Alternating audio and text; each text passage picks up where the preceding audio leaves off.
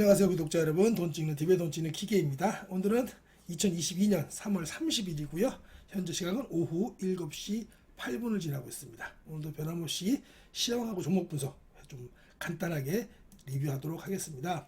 시황 분석을 먼저 볼게요. 오늘은 코스피는 0.21% 올라서 끝났고요. 코스닥 역시 0.13% 강보합이었습니다. 다행히 외국인 포지션을 항상 봐야죠. 외국인 포지션을 보면 거래소는 조금 팔았지만 코스닥은 좀 사줬네요. 그리고 선물도 오늘 좀 사줬습니다. 그래서 또 플러스가 됐어요. 전체적으로 콜옵션은 마이너스 쪽으로 좀 가고 있고요. 하방, 풋옵션 역시 상방으로 어제와 똑같습니다. 그래서 지금은 주식 지금은 한 달 후던 옵션 만기일이 있으니까 한 달 후던 또 전체 다 만기일인 선물 옵션 동시 만기일은 석 달 후던 뭐 크게 나쁘게 보고 있지 않다. 사실 뭐 나쁘게 볼 게 없죠. 이미 주식 시장이 많이 빠졌으니까요. 그 정도로만 보시면 되고요. 환율은 다행히 많이 떨어졌습니다. 많이 떨어졌으니까요. 환율이 1120원 밑으로 툭 떨어지면 우리가 이제 3000포인트를 향해서 갈 수 있다고 항상 말씀을 드렸어요. 요건 요 정도로만 보시면 될 것 같고요. 오늘의 키 차트는 요건 좀 이따 보시면 될 것 같고요. 이겁니다. 이게 미국 국채 10년물과 2년물의 스프레드를 얘기하는 거예요. 제 채널 처음 보시는 분들 계실 테니까 말씀을 드리면 10년물과 2년물의 수익률, 채권 수익률이 이자율이 10년물이 더 비싸야 되겠죠.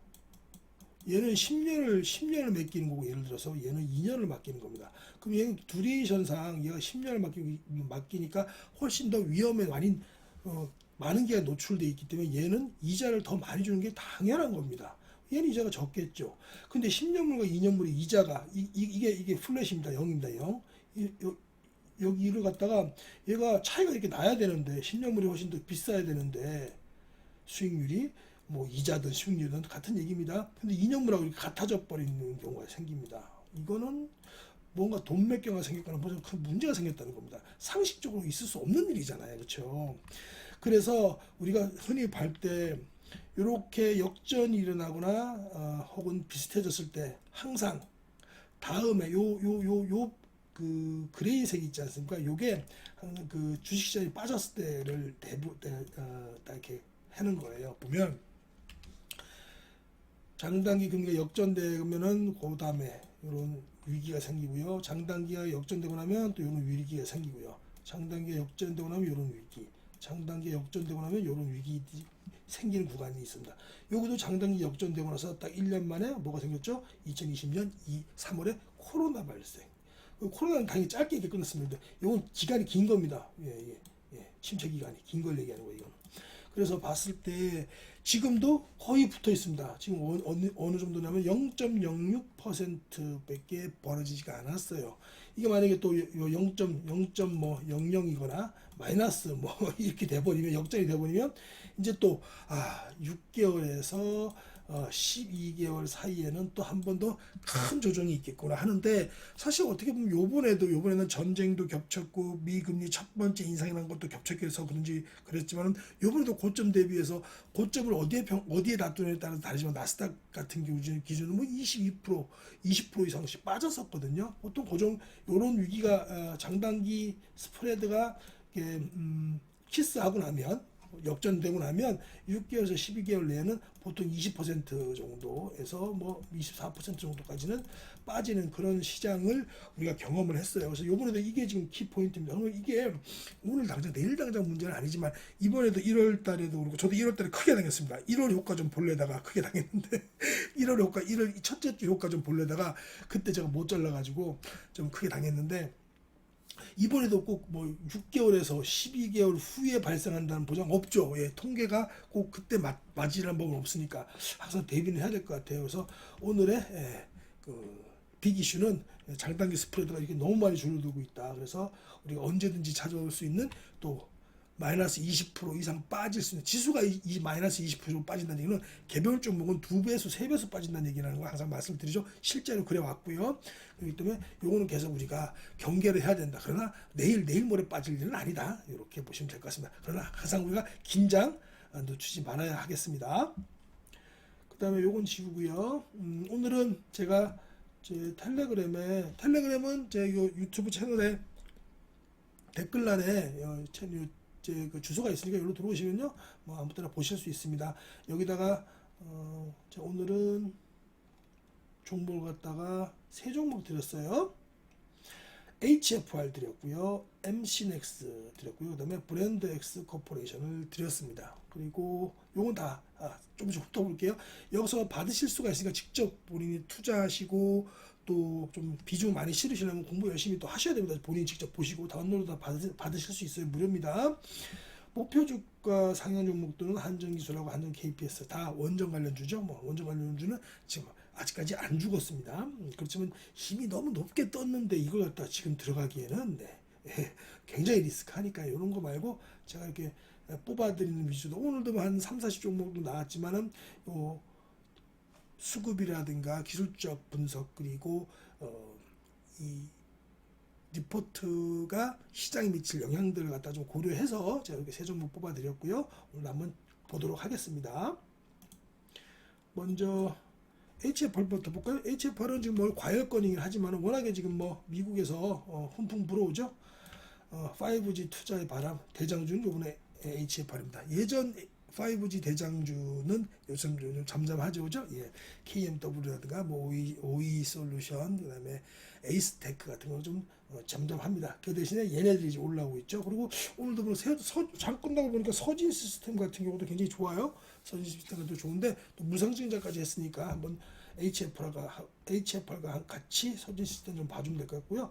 HFR은 지금 많이 올라가지고 이거는 뭐 어떻게 좀 그렇긴 하지만 그래도 지금 오늘 시초가가 오늘 시초가가 아니고 어저께 종가가 33,600원이었습니다. 오늘은 조금 올라서 34,100원에 끝났고요. 1.49% 올라서 그렇지만 타겟 프라이스를 63,000원 거의 두 배를 잡았습니다. 거의 100% 잡았네요, 그렇죠? 이런 센 보고서 나오면 항상 좋긴 좋은데 워낙에 지금 세게 나서 오늘은 보니까 이런 틈을 타서 그래서 그런지 몰라도 그 HFR 보시면 자, 이쪽을 보여드리고 그 연기금하고 투신하고 보험에서 조금 팔았네요. 사모펀드 좀 팔고 기관 외국인은 좀 팔았습니다. 그렇다고 추세가 죽지 않았기 때문에 좀 이따 제가 가격 차트 보면서 같이 한번 설명을 드려보고요. HFR은 딴 거 없습니다. 5G 대장이고요. 이미 2천억 원 이상의 수주를 확보해 놓은 상태입니다. 그래서 보셔야 될 것 같고요. 그래서 제일 중요한 건 요겁니다.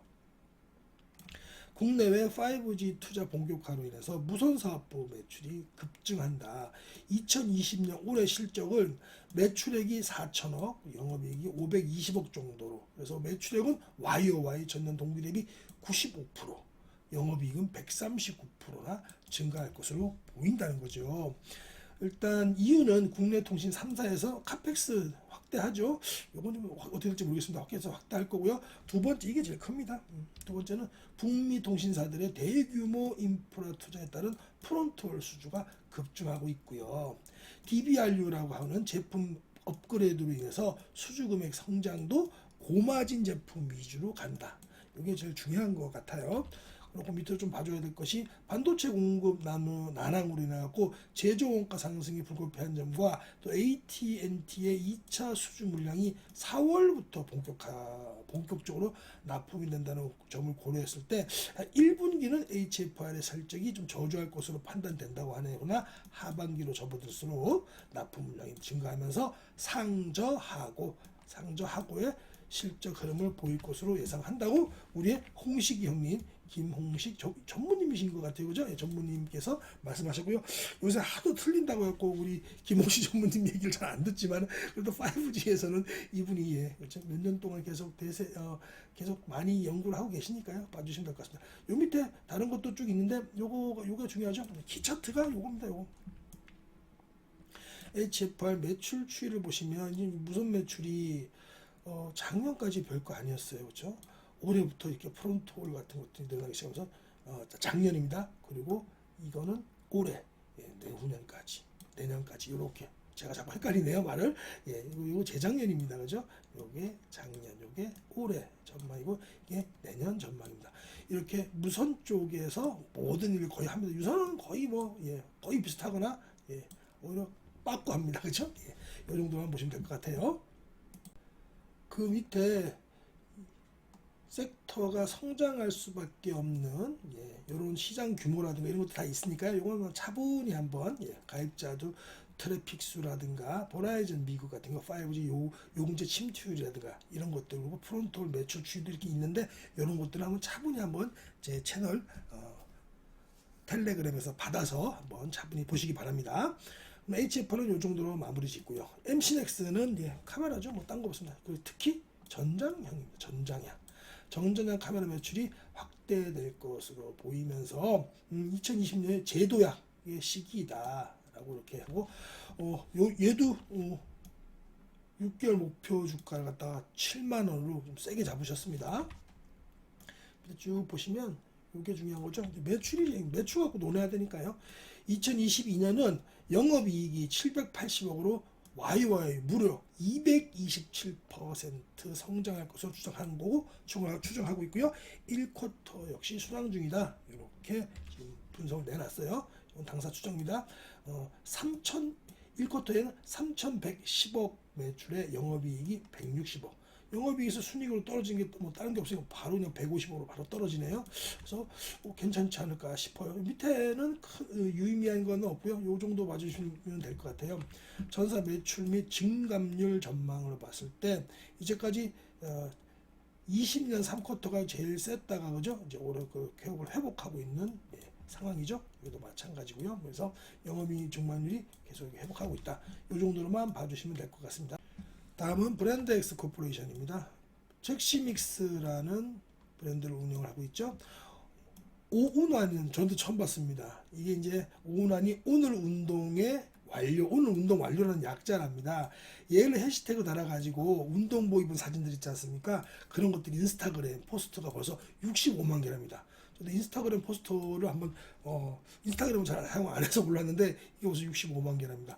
날씨 풀리고 좋아지고 저도 뭐 요즘 요번 주 일요일 날 식구들하고 남산 갔는데 남산 가보니까 또 젊은 분이든 여성분 특히 여성분들은 젊은 분이든 좀 연세 드신 분이든 다들 레깅스 이쁜 레깅스 입고 운동 열심히 하시더라고요.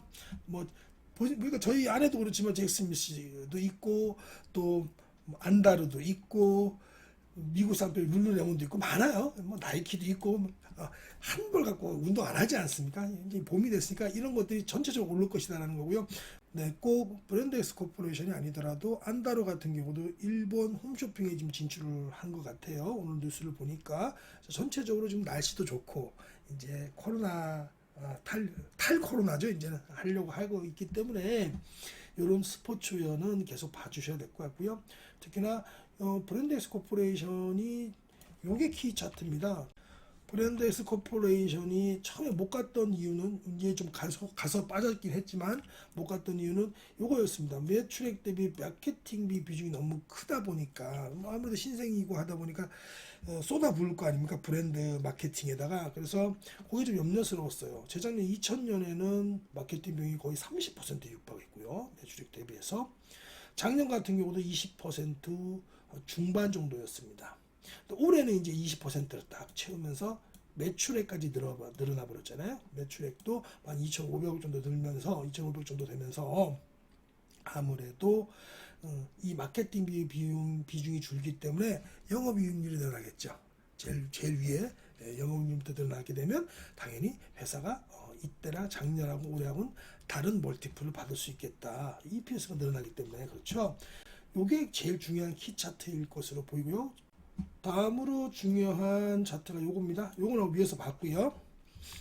잭시미스하고 경쟁사의 매출하고 영업이익 비교인데요. 경쟁사 A, B가 있습니다. 그리고 잭시미스가 있는데요.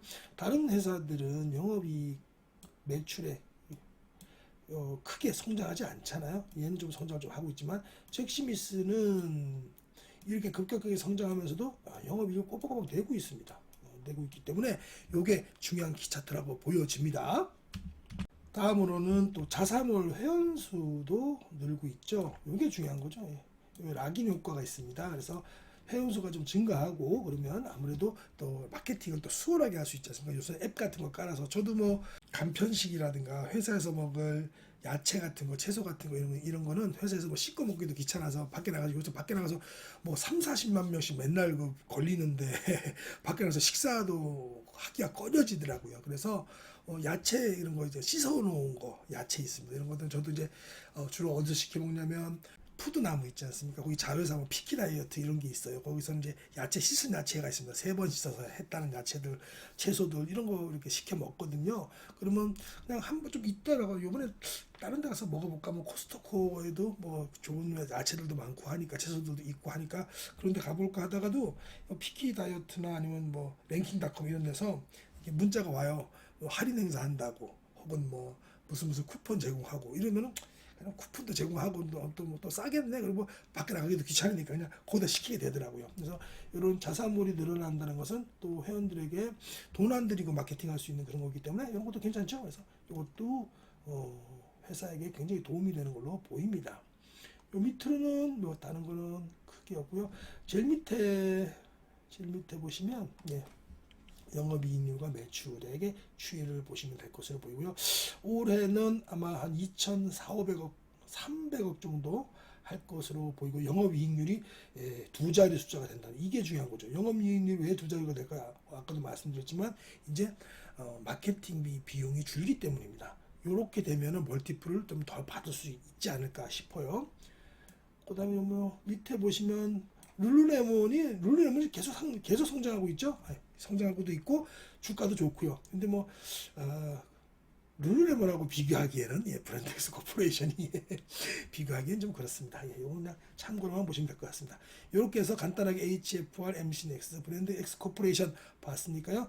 참고하실 분도 참고하셔가지고 제가 여기 돈 찍는 기계에 유튜브가 아니고 텔레그램에 이렇게 매일 아침에 이렇게 드리니까 오전 8시에서 8시 뭐 9시에는 항상 드려서 그날 대응하실 수 있도록 드리고 하니까 요거 보시고요. 요것만 믿고 투자하시거나 그러지 마시고요. 본인 돈은 본인이 지키셔야죠. 직접 다 모든 거 꼼꼼히 살펴보시고 저는 여기서 뭐 이게 꼼꼼히 살펴보게끔 해야 되는 게 아니고 어느 정도 가이드라인만 드리는 거니까요. 키 차트가 뭔지에 대해서만 좀 알려드리는 거니까 그렇게 하셔서 요즘 장이 굉장히 좋으니까요. 돈 많이 버시기 바랍니다. 요거는 이렇게 해서 뭐 끝나면 될 것 같고요. 마지막으로 나스닥 좀 보겠습니다. 지금 이제 제가 촬영을 하다 보니까 7시 31분입니다. 나스닥 선물이고요. 어저께 말씀드렸잖아요. 그죠? 어저께 말씀드린 대로 요 노란선이 200선이고 요게 주황색 선이 125선인데 어저께는 이것까지 빵 뚫었어요. 엄청난 힘입니다. 진짜 엄청난 힘이에요. 200선과 120선을 뚫었고 어제도 말씀드렸다시피 이렇게 빠진 자리에서 전체적으로 봤을 때는 이 자리가 굉장히 지금 저항이 센 자리다 이렇게 말씀을 드렸어요. 근데 일단은 이게 트랩일 수도 있습니다. 이걸 빵 뚫었거든요. 어제 말씀드린 대로 장대 양봉을 뚫었는데 이게 오늘 200선이나 120선을 다시 뚫고 지지할지 이걸 봐야 됩니다. 그래서 삐쭉 나왔다가 다시 꼬꾸라질 수도 있고요. 만에 하나 그럴 수도 있고 만에 하나 난 더 갈래라고 한다면 이렇게 갔다가 한번 눌림 주고 가겠죠. 지금은 어정쩡하게 따라잡을 때가 아니고 올라갔다가 눌림 주고 다시 올라갈 때 요때 따라잡아야지. 지금은 이제 이게 방향이 지금은 굉장한 저항 라인에 걸려 있어서 이때는 방향이 어디로 튈지 몰라요. 다만 이제 금리도 거의 뭐 끝났고 금리 문제도 이제 어쨌든 25bp든 50bp든 올리는 걸로 다 이제 기정사실화돼 있고 러시아 우크라이나 전쟁이 문제인데 그건 아직 불씨가 남아있기 때문에 그런 걸로 한 번 더 흔들지 아니면 오늘 말씀드렸던 키 뉴스인 10년물과 2년물 그걸로 또 한 번 흔들지 그거는 뭐 앞으로 6개월 있다 흔들지 12개월 있다 흔들지 모르겠지만 그게 두려워서 또 한 번 흔들지는 모르겠어요. 그래서 지금은 여기서는 어떤 액션을 취하기보다는 관망으로 나가야 되고요. 정말로 힘이 세다면 아까 말씀드린 대로 통과했다가 눌림 주고 갈 겁니다. 그럼 우리는 요때 따라잡아야 되겠죠, 그죠? 그다음에 여기서 밀린다면 또 하방으로 베팅을 해야 될 수도 있고요. 그래서 나스닥은 이렇게 보시면 될 것으로 보입니다. 네, 마지막으로 참 어제 같은 경우는 질문을 주시기도 하셔서 리오라는 선배님이신 것 같은데 이걸 보니까 저에게 아마 수강을 들으셨던 선배님인 것 같아요. 그래서 어제 만도가 있었지 않습니까? 그래서 만도가 오르면 현대화는 어찌 되나요? 말씀을 하셨더라고요. 그래서 제가 답을 드렸습니다. 만도와는 좀 별개로 문제로 봐야 할 것이 러시아 공정 문제가 있었는데 어저께 다행히 러시아 우크라이나 전쟁에서 얘네들 이제 거의 뭐 합의점을 찾았다 이런 소식이 들렸잖아요. 그래서 주가에 굉장히 긍정적이라고 말씀을 드렸고요. 오늘 거기에 화답했다시피 자동차 섹터들 다 좋았습니다. 다 좋은 중에서도 현대유해가 또 특히 좀 더 좋았죠. 뭐 궁금한 점 있으시면요 저한테 이렇게 말씀해 주세요. 여기서 제가 돈 받고 하는 게 아니기 때문에 뭐 여기서 상담한다고 해서 누가 잡아갈 사람 없으니까요. 종목 같은 거 말씀해 주시면 여기서 제가 친절히 또 제가 아는 한도 내에서 상담해 드리도록 하겠습니다. 이게 뭐 제가 특출나서가 아니고 그냥 이 유튜브 같은 경우는 저 역시도 제가 혼자 이제 일을 하잖아요. 저 같은 경우 이제 뭐 호로 단신으로서 어디 있지도 않고 혼자 일을 하니까 제가 나태해질까봐 유튜브도 계속 찍기도 하고 그래요. 또 유튜브를 찍게 되면 어쨌든 간 이게 몇 분 안 들으시더라도 몇 분 안 보시더라도 공식적으로 이제 세상에 나가는 거기 때문에 제가 한마디라도 좀 조심해서 하고 하나라도 좀 더 리포트라도 한 번 더 읽고 좀 정리하고 나서 이렇게 촬영을 하는 그런 제 나름대로의 개발도 있기 때문에 맛을 여기서 이렇게 하는 거니까 혹시 궁금한 점 있으시거나 본인 또 잡주 이런 거에는 제가 그런 건 제가 이제 모르고 이렇게 리포트 나오는 종목들 위주로 좀 시총 큰 종목들 위주로 그런 종목들은 제가 언제라도 제가 관심이 없더라도 FM 가이드에서 보고서 찾아보고 그런 것도 찾아보고 알려드릴 테니까 언제든 질문 주시면 제가 답을 하도록 하겠습니다. 오늘도 떠든 사람은 돈 찍는 기계였고요. 내일도 좋은 종목으로 돈 많이 찍으시기 바랍니다. 함께 해주셔서 감사합니다.